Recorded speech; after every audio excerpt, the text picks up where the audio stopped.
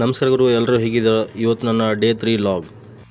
ಬೆಳಗ್ಗೆ 6 ಗಂಟೆಗೆ ರ್ಯಾಪಿಡೋ ಸ್ಟಾರ್ಟ್ ಮಾಡಿದೆ. ನೋಡೋಣ ಇವತ್ತು ಜರ್ನಿಯಲ್ಲಿ ಎಷ್ಟು ಅರ್ನ್ ಮಾಡ್ಬೋದು ಅಂತ.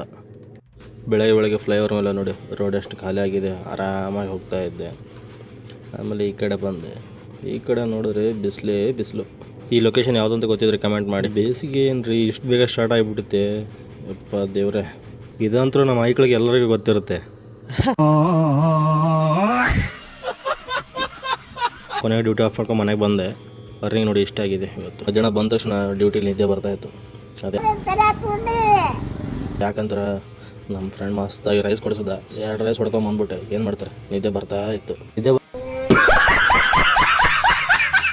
ಬಾರೋ ಟೀ ಕುಡಿಗೆ ಹೋಗೋಣ ಅಂದರೆ ಬೇಡ ಅಂತ ಅದಕ್ಕೆ ನಾನು ಒಬ್ಬನೇ ಹೋಗಿ ಬಂದೆ ಅಂತ ರೀಲ್ ಓಪನ್ ಮಾಡಿ. ನಿಂದೇನು ಬೇಗ ಕರಿಕರಿ